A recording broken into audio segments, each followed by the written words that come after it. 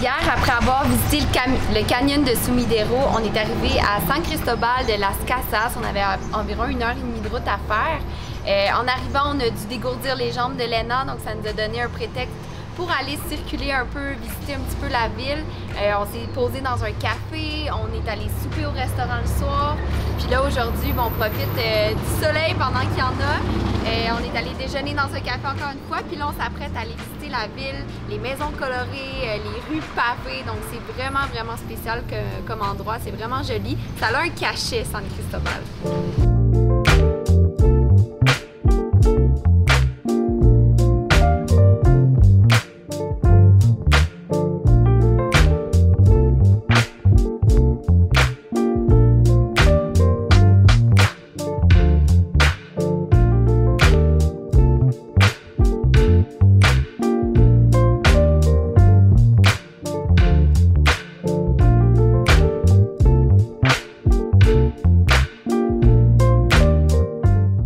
Après 6 mois sur la route au Mexique, on a visité beaucoup de villes, puis on ne sera pas de cachet, toutes les villes se ressemblent un petit peu. Quand c'est ta première fois que tu viens au Mexique, tu vas peut-être aller visiter par exemple Oaxaca ou justement San Cristobal, puis tu vas être super étonné par les bâtiments colorés, puis en fait les villes qui sont vraiment très vivantes. Mais une des particularités ici de San Cristobal que pour moi, peut-être ça fait en sorte que c'est une des villes que j'aimerais prioriser si j'avais juste à prendre un billet d'avion puis venir visiter le Mexique. C'est justement le fait que la ville se retrouve en altitude. On est présentement à peu près à 2100 mètres d'altitude. Regardez-moi ça en arrière de moi. En fait, on voit les montagnes. Puis on a toutes les petites maisons. Il y a des maisons justement qui sont dans les montagnes. Un petit peu plus bas, on a le Centro. Puis ça, c'est vraiment quelque chose qui fait que c'est unique ici. Puis on se sent bien ici. C'est beaucoup plus frais là. En ce moment, c'est le mois d'août. Non, c'est pas vrai, le mois de juillet. Il fait très chaud, mais ici à San Cristobal, on est super bien justement parce qu'on est en altitude. Fait que je me sens bien. Je trouve que c'est une belle ville, puis c'est très touristique, mais c'est un tourisme qui est agréable, dans le sens qu'il y a beaucoup de petits restaurants, de cafés, beaucoup d'hôtels, hostels. Donc c'est vivant, c'est cool, on aime ça.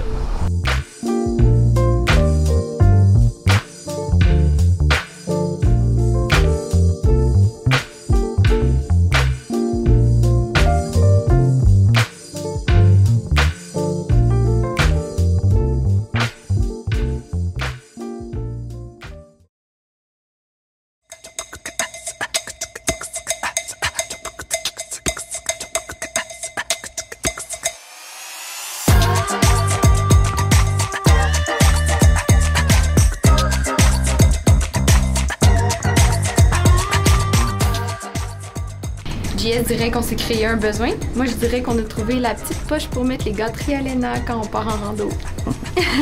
Et un souvenir. Et un souvenir en même temps. On s'achète pas tant de souvenirs, fait c'est correct. C'est joli, c'est couleur alter ego. Ben oui. On aime. En se baladant, on est tombé sur une petite rue achalandée avec plein d'artisans.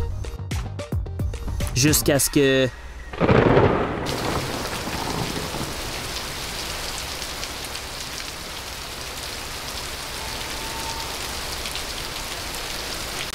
La saison des pluies, c'est ce que je vous disais. Fait qu'on a une fenêtre de 5 minutes, on voit que le ciel se couvre, là, il faut se réfugier parce que des fois, il est trop tard.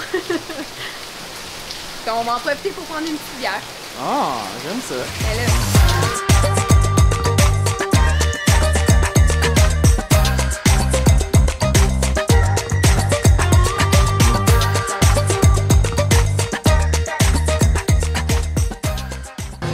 Qu'est-ce que tu penses de nos bières, nos choix?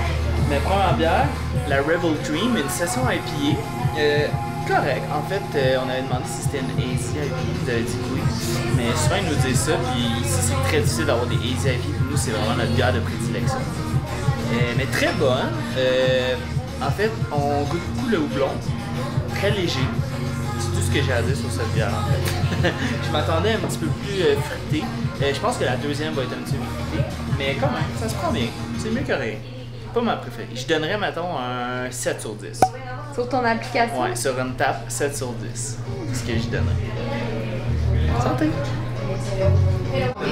On a choisi une deuxième IPA à goûter. C'est pas une session cette fois-ci, donc elle est un petit peu plus corsée, un petit peu plus goûteuse, elle goûte le houblon.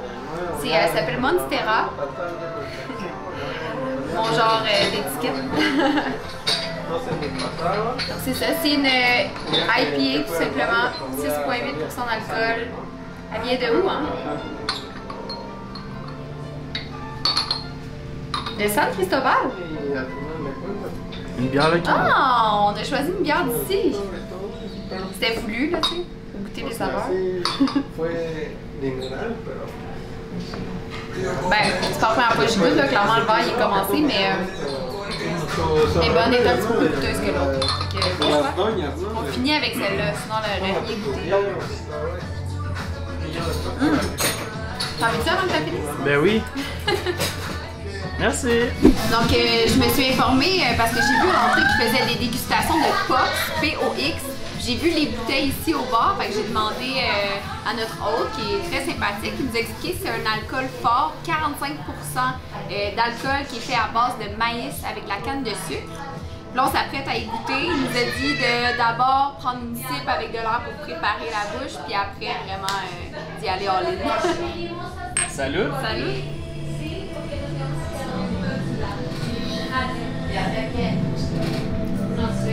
Ça goûte fort. C'est fort, mais c'est bon. C'est comme une tequila.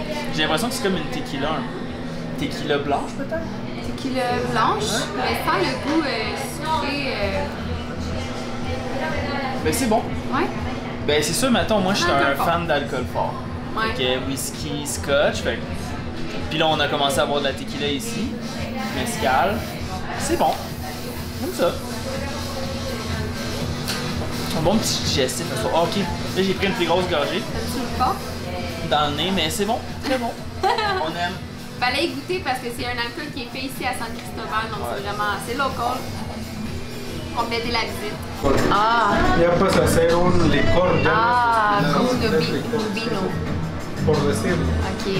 Donc, il nous a fait goûter une deuxième qui est fait à base. Ce que j'ai compris, c'est une fleur de Jamaïque, c'est ça? C'est ce que j'ai compris Aussi. Il parle que espagnol. Mais c'est 18% d'alcool, ça ressemble un petit peu plus à un vin, mais sans le baril, là, il y a zéro bois là-dedans, là, mais c'est juste plus sucré. On dirait un cocktail déjà mélangé. C'est meilleur que l'autre, je trouve, juste parce que ça se boit mieux. Là. Puis comment on dit le nom du drink, le nom du breuvage? Ah ouais, je vous ai dit Pox tantôt parce que c'est P-O-X, mais c'est Poche qu'on dit, donc Pochna, P-O-X-N-A, c'est le nom de l'alcool. On en prendra tous les jours. Mais ça, c'est bon, c'est dangereux.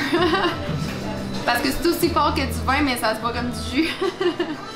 Donc, il nous a fait goûter un troisième qui est au chocolat maintenant. Puis, selon Marie-Lou, qu'est-ce que ça goûte? Ça goûte Noël. Les petits. Ben, en tout cas, chez nous, en Noël, on achète des petites bouteilles d'alcool fort, mais la bouteille, c'est du chocolat, là. L'alcool fort est à l'intérieur. Ça me rappelle tellement ça. C'est vraiment bon. Ça goûte beaucoup le chocolat.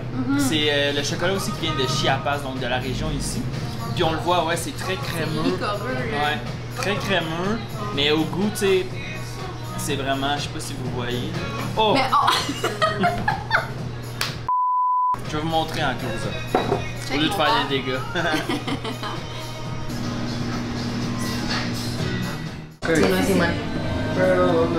A la derecha es bien. Ah, aquí. Sí. O a la derecha. ¿Aquí? Sí. Ok. Yeah. Gracias. Gracias. Alter Ego was here. Il mouille encore, fait qu'on a décidé de prendre une troisième bière. Marie-Lou, tu nous présentes?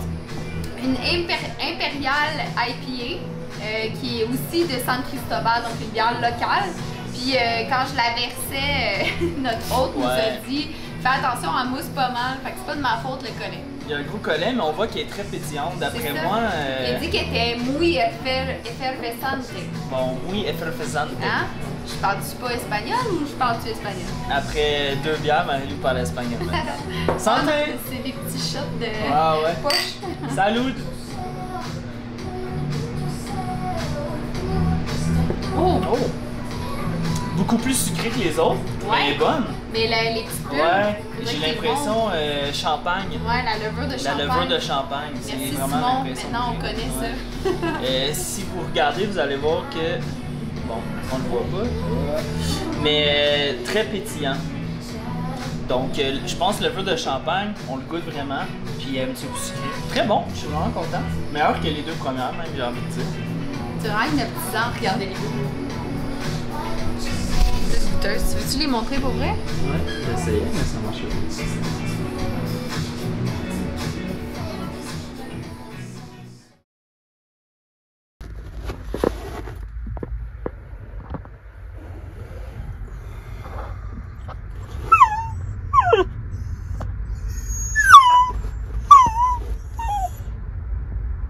Bon matin.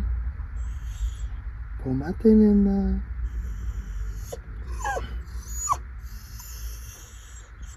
Bien dormi?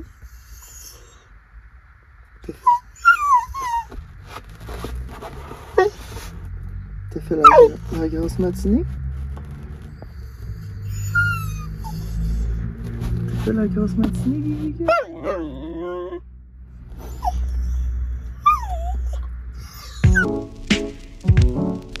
Dès notre arrivée à San Cristobal de las Casas, on a remarqué que les rues étaient très étroites. Donc JS a vraiment fait ça comme un conducteur numéro 1 pour essayer de se faufiler entre les voitures qui étaient garées dans les tout petites rues. Puis sur iOverlander, on a vu qu'il y a un hostel qui invite les vannes à stationner en face du hostel pour pouvoir utiliser leurs installations, donc douche, Wi-Fi, peu importe. Ça donne bien parce que c'est proche du centre, donc on a tout fait à pied. C'est vraiment idéal comme stationnement. Puis en plus, c'est droit, c'est niveau, fait qu'on a pu bien dormir, pas la tête par en bas ou autre chose, parce que on n'oublie pas que San Cristobal de las Casas, ça se trouve dans les montagnes en altitude. Donc toutes les maisons, toutes les rues, il y a vraiment beaucoup de côtes. Donc je pense que c'est quand même rare de trouver une rue comme sur laquelle on a dormi ce week-end. C'était assez tranquille durant la nuit, vers 6-7 heures le matin, la circulation commence, mais overall, on a vraiment bien dormi. En parlant de bien dormir, si vous venez visiter San Cristobal, vous n'aurez pas de misère à trouver un hébergement. C'est pas ce qui manque ici. Il y en a pour tous les goûts et les budgets.